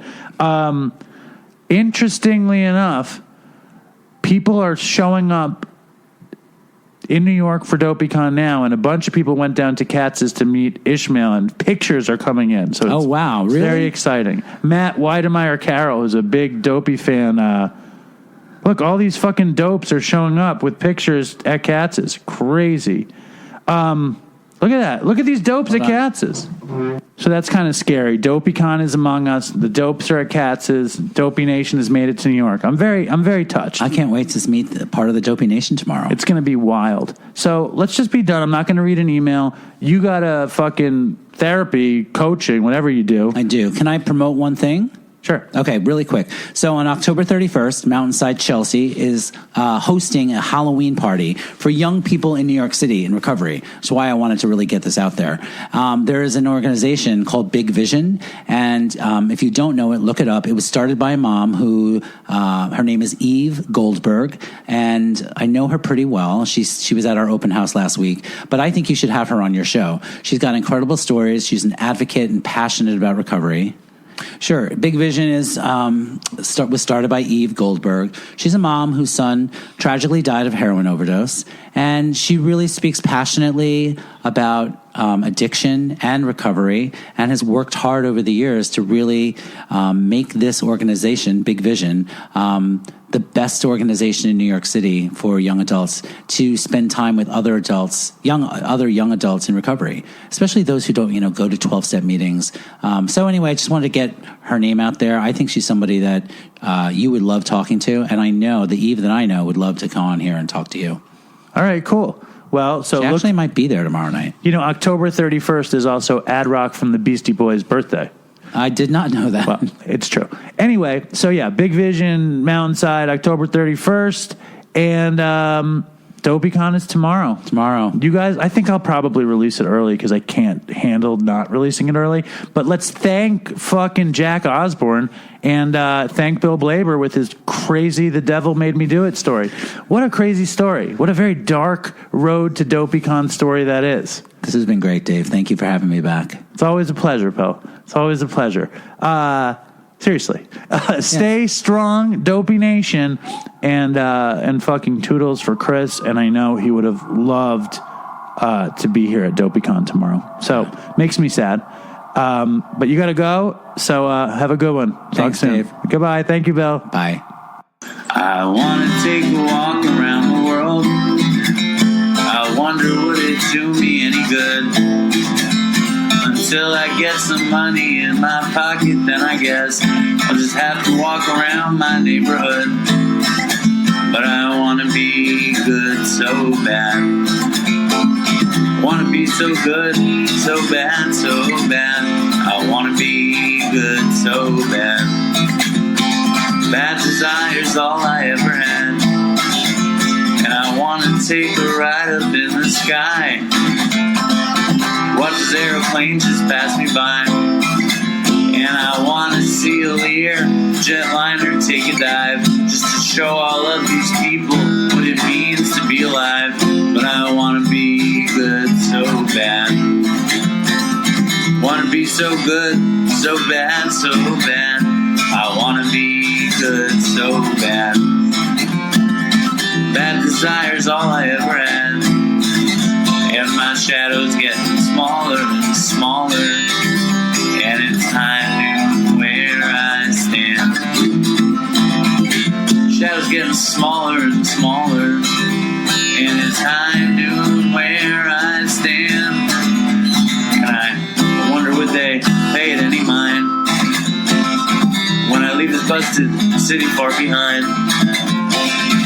I'll take the high road, however far it winds, because peace and love are very, very, very hard to find. And I want to be good so bad. Want to be good so bad, so bad. I want to be good so bad. Bad desire's all I ever had. Damn it, all these suckers make me mad. And it's all I ever had. And it's all I ever had.